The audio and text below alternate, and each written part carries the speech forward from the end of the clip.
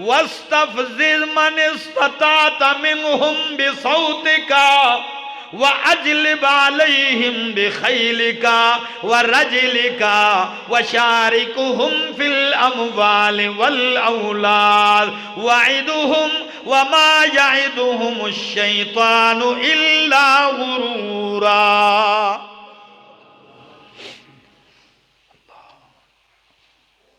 استفزز من استطعت منهم بصوتك، او شیطان ابلیسا تو بہکا ان کو۔ استفزاز کا اصل معنی ہوتا ہے کسی چیز کو جڑ پاؤں سے اکھیڑنا۔ تو اللہ نے کیا فرمایا؟ وَاسْتَفْزِزْ مَنِ اسْتَطَعْتَ مِنْهُمْ بِصَوْتِكَ، او شیطان تو جسے چاہتا ہے اکھیڑ بہکا دے، بے صوت کا اپنی آواز کے ذریعے۔ کس کے ذریعے؟ یہ گانے، یہ بجانے، جی یہ گانا بجانا جو ہے، یہ میوزک، یہ ڈھول ڈمکے، یہ ساری کس کی آواز ہے؟ یہی وہ آواز ہے۔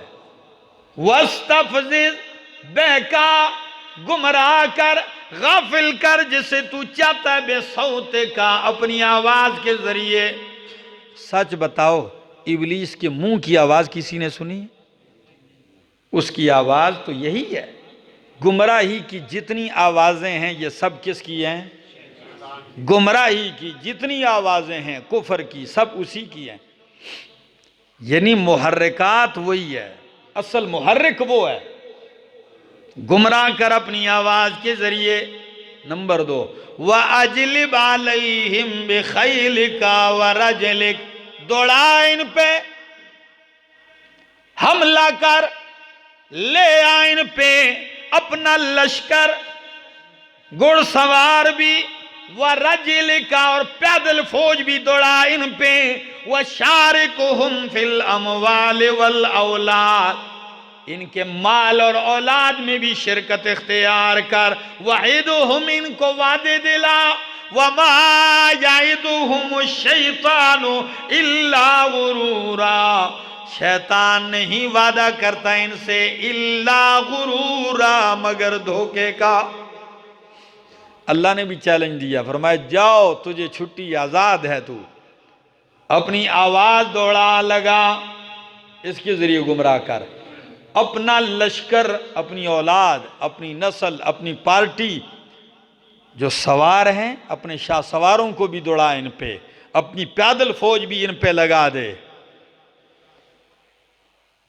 ان کے مال میں شریک ہو جا، ان کی اولاد میں شریک ہو جا، ان سے وعدے کرتا جا۔ یہی کچھ وہ کر رہا ہے کہ نہیں کر رہا؟ آج پورے دیکھ لو عالم اسلام پر، مسلمانوں پر شیاطین کی لشکر شاہ سواروں کی صورت میں اور پیادہ کی صورت میں کتنے حملہ آور ہیں، دوڑا لے ان پہ جا کے۔ معلوم ہوتا ہے ابلیس ایک نہیں ہے، بڑا ایک ہے، اس کی نسل جنات میں سے بہت زیادہ ہے۔ دوڑا ان پہ اپنا لشکر، پیادل بھی دوڑا۔ وَشَارِكْهُمْ فِي الْأَمْوَالِ وَالْأَوْلَادِ، ان کے مال اولاد میں شریک ہو۔ مال میں کیسے شیطان شریک ہوتا ہے؟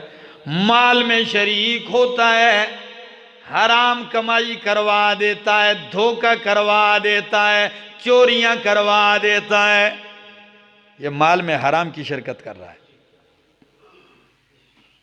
یہ جتنے فراڈ اور دھوکے کروا رہا ہے شیطان کروا رہا ہے کہ نہیں؟ اب آپ کہیں گے شیطان نے تھوڑا ہی پکڑا ہے، یہ تو فلاں کر رہا ہے، فلاں کر رہا ہے۔ بھائی فلاں کر رہا ہے، فلاں شیطان ہی کا کارندہ بن چکا ہے۔ اس نے اتنی محنت کی ہے اس کے اوپر کہ اب یہ اس کا کارندہ ہے، اس کے لشکر کا ایک سپاہی بن گیا ہے۔